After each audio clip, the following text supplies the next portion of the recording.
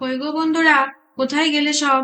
এই দেখো আলু পোস্ত, বাঙালিদের সবচেয়ে প্রিয় ঝকঝকে খাবার। বাড়িতে যখন সবজির আকাল পড়ে তখন এই আলু পোস্ত রান্না হয়ে থাকে। কিন্তু আমি এই আলু পোস্ত একটু অন্য স্টাইলে বানিয়েছি। তার জন্য পুরো ভিডিওটা অবশ্যই দেখতে হবে।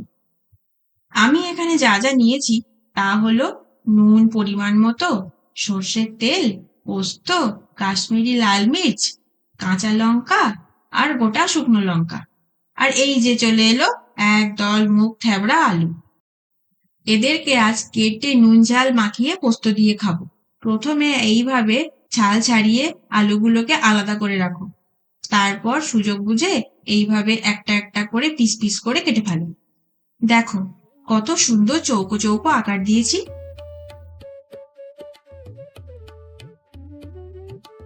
যখন দেখবে এদের গায়ের রং ফর্সা হয়ে গেছে তখন একটা কড়াই নিয়ে নেবে। হালকা গরম হলে তাতে পরিমাণ মতো সর্ষের তেল দিয়ে দেবে। একটা শুকনো লঙ্কা আধখানা করে ফোড়ন কাটার জন্য তেলে ছেড়ে দাও। ব্যাস, একটু ওয়েট করো। এদের ফোড়ন কাটা কমপ্লিট হলে কাট পিসগুলোকে চোখ বন্ধ করে গরম তেলে ছেড়ে দাও। বন্ধুরা মাথায় রেখো, এদেরকে ভাজা ভাজা করে ফেলতে হবে কিন্তু, তবে খুব বেশি ভেজো না আবার, না হলে পুরো রান্নাটাই ভাজানন্দ হয়ে যাবে। দেখো এইভাবে একটু নেড়ে চেড়ে মিডিয়াম আঁচে ঢাকা দিয়ে রেখে দাও 4 থেকে 5 মিনিট। এবার সেদ্ধ করার পালা।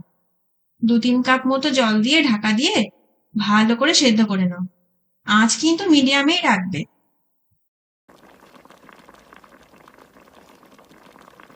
একটু সময় লাগবে যে, এই ধরে নাও মিনিট 7। দেখো আলু সেদ্ধ করাটা বিশেষ জরুরি, না হলে এটি কিন্তু কাঁচা আলুর বাটা পোস্ত রেসিপি হয়ে যাবে।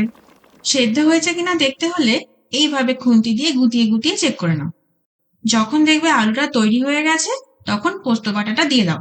আমি কিন্তু কাঁচা লঙ্কা আর পোস্তটা একসাথে বেটে নিয়েছিলাম, যেটা ভিডিওতে দেখাইনি। না হলে তোমরা আবার জিজ্ঞেস করতে পারো কাঁচা লঙ্কাগুলো কোথায় পালালো।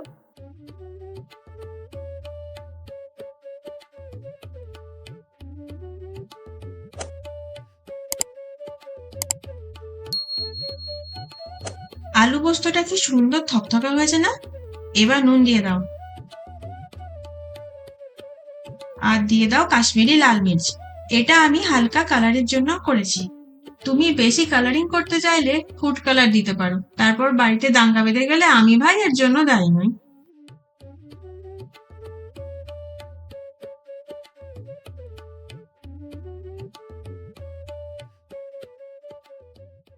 এই দেখো আমার স্পেশাল টিপস, শুধুমাত্র কাঁচা সর্ষের তেল আর শুকনো লঙ্কা একটি হাতাতে রেখে গরম করে নিয়েছি, আর হালকা ঝাঁঝ বেরোলে তরকারিতে দিয়ে দিয়েছি। এইভাবে একবার বাড়িতে বানিয়ে দেখো, তোমার হাতে বানানো আলু পোস্ত খেয়ে সবাই আনন্দে আত্মহারা হয়ে যাবে। এবার আলু পোস্তর মজা নাও আর আমার চ্যানেলটি সাবস্ক্রাইব করে যাও। লাইক কমেন্ট শেয়ার করতে ভুলে যাও না যেন।